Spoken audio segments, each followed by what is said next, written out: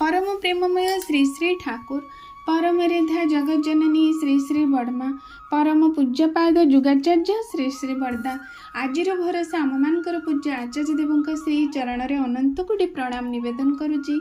सभी गुरु परिवार श्री चरण में मोर अनंत कोटि प्रणाम निवेदन करुच्ची। मोर ए वीडियो देखुथिबा प्रत्येक गुरु भाई और माँ मान को अंतर राणा आनंदित जय गुरु ढेर सारा भल पाइबा और शुभकामना।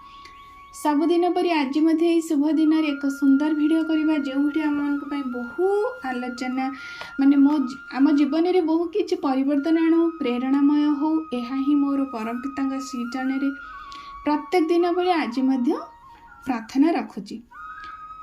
आज आम टॉपिक रखा जे वर्तमान समय एत जो विपर्य संसार देखा जाउची बन्या बात्या भूमिकंप युद्ध जेकोसी गोटे विपर्य जहाँकि आम मानकर जीवन को विपन्न करे तार मूल कारण कौन आ सेठर आम रक्षा पाइबा केमिति एही उपरे आज सुंदर आलोचना रखिबा। से आलोचना निश्चिंत भाव में प्रथम रु शेष पर्यंत शुणवे विश्वासर सहित शुणवे आ निराकरणटा निश्चिंत आमे माने करिले ए सब विभिन्न प्राकृतिक विपर्य आम रक्षा पाइबा कौन ताहा सब आज जानिबा। प्रकृति बा नेचर द्वारा जो विपर्य सृष्टि हुए ताहाको प्रकृत में प्राकृतिक विपर्य बोली कहुए जेमिति बन्या बात्या भूमिकंप इत्यादि ए सबुर प्रकोप मानव जीवन धन संपत्ति घर द्वार ध्वंस विध्वस्त सबकु से करदे। एथिपाई ए सबुर आगमन को दुर्भाग्य रूपे वर्णना करा जिबा पई प्रतिरोध पई विभिन्न उपाय मनीष चिंता करिछि किंतु से सेथिरे सफल हेई पारिनी। किंतु श्री श्री ठाकुर अनुकूल चंद्रंगर जहाँ भी किसी आलोचना रही से आम किसी आर घटना जापर। ए विश्व रे किंतु जहाँ किसी घटना घटे तार कौनसी ना कौनसी गोटे कारण रही विधिर विधान व्यतीत पत्रटीए भी हले नहीं ए संसार रे। सही न्याय रे प्राकृतिक विपर्य भी हुए प्रकृति विरोधी कौनसी घटना जोगु जेतेबेले मनीष प्रकृतिर विरोधी रे जेकोसी कार्य करे सेतेबेले प्रकृति तार तांडव लीला देखाई मनीष समाज आगरे। तेणु विधिर अमान्यता बा अविधि किछि हेले प्रकृति तार तांडव बा प्रकोप देखैबाकू बाध्य हुए। विधि को मानिबा भल विधि को जेते मानुना सेते प्रकृतिर शासन रे आमे पड़ी जाऊ।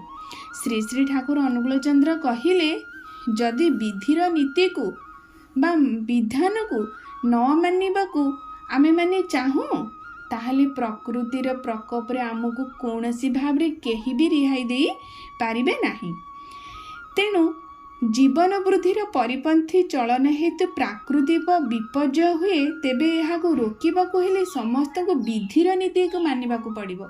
प्रथम कथा है आमे जदि ए जो प्राकृतिक विपर्य को आमे रोकिबाकू चाहूचे बा आमे एथिरु रिहाई पाइबाकू चाहूचे तार प्रथम कथा है तार नियम को आमको मानिबाकू पड़िबो पुण्य करने पड़िबो जीवन वृद्धिर अनुकूल पथरे चलवाकू पड़िबो। यह संभव हेबो जदि एक अंचल रे बा एक राज्य रे बा एक देश रे जनता समस्ते इष्टवृत्ति परायण हेबे। इष्ट माने कौन कि मंगल वृत्ति माने कौन भरण करिबा मंगल को जोठारे भरण करा जाए जोठारे पोषण दिया जाए सेठारे ही ए प्राकृतिक विपर्य को आमे रोकी दे पारिबा। एपरी क्षेत्र में प्रकृति कोप करिबो नाही। प्रकृति हेला कहार पुरुषर अधीन मनीष जेतेबेले परम पुरुषंक उद्देश्य रे इष्टवृत्ति निवेदन करि चलिबो सेतेबेले प्रकृतिर साहस बा हेबो किपरि कोप करिबाकू इष्टवृत्ति नित्य निवेदन द्वारा मनीषर इष्ट खंडन हेबा सहित सुकर्मर फल संचित हेबाकू लागे। पुनश्च जीए नित्य इष्टवृत्ति निवेदन करि चलिबो से अवश्य इष्टार्थ परायण हेउथबारु सत् चरित्रर अधिकारी होई उठिबो। आउ सत् चरित्रवान व्यक्ति विधिर विधान को मानि चलिबो। एपरि भावे पूरा परिवेश जदि होई उठे ना तेबे प्राकृतिक विपर्य हेबो बा काहेकि आउ सेठी ପ୍ରକୃତି କୌଣସି ଭାବରେ ପୁରୁଷର କ୍ଷତି ନ କଲେ ସେଠି କୌଣସି ଭାବରେ ଆମର କ୍ଷତି ହିଁ ହେବନି। ଯେତେ ବିପର୍ଯ୍ୟୟ ଆଜିର ସମାଜରେ ଆସୁଛି ତାର ମୂଳ କାରଣ ରହିଛି ଆମମାନଙ୍କ ପାଖରେ। କାରଣ ଆମେମାନେ ପ୍ରକୃତିର ବିରୋଧରେ ଆମେ ଯାଉଛେ। ପ୍ରକୃତି ଯାହା ବି କିଛି ସଂସାରରେ ଈଶ୍ୱର ସୃଷ୍ଟି କରିଛନ୍ତି ତାହା ନିଶ୍ଚିନ୍ତ ଭାବରେ ଆମମାନଙ୍କ ମଙ୍ଗଳ ପାଇଁ ଦେଇଛନ୍ତି। କିନ୍ତୁ ଆମେମାନେ ଆଜି ଆମର ମଙ୍ଗଳଟାକୁ ଆମେ ଦେଖିପାରୁନେ। ଆଜି ଆମେମାନେ ଦେଖୁଛେ ସାମୂହିକ ସୁଖ, ଅର୍ଥାତ୍ ଯେମିତିକି ଗୋଟେ ଆମ ଉଦାହରଣ ଦେଲେ କହିପାରେ, ଗୋଟେ ସୁସ୍ୱାଦୁପୂର୍ଣ୍ଣ ବା ଆମିଷ ହଉ ବା ଯେକୌଣସି ସ୍ୱାଦ କେବଳ ଆମ ଜିହ୍ୱାକୁ ସ୍ୱାଦ ଲାଗେ, କିନ୍ତୁ ସେଇଟା ଆମ ଶରୀର ପାଇଁ ସ୍ୱାଦ ନୁହେଁ। ସେଇ ଯେଉଁ ଖାଦ୍ୟଟି ଆମେ ଯେତେବେଳେ ଗ୍ରହଣ କରୁ ଆମେ ଭାବୁ ସ୍ୱର୍ଗର ଆନନ୍ଦ ଆମେ ଅନୁଭବ କରୁଛୁ, କେତେ ସ୍ୱାଦିଷ୍ଟ। କିନ୍ତୁ କିଛି ମୁହୂର୍ତ୍ତ ବି ନୁହେଁ, କିଛି ମୁହୂର୍ତ୍ତ ପାଇଁ ମଧ୍ୟ ତାକୁ ଆମେ ଆମ ଜିହ୍ୱାରେ ରଖିପାରୁନା।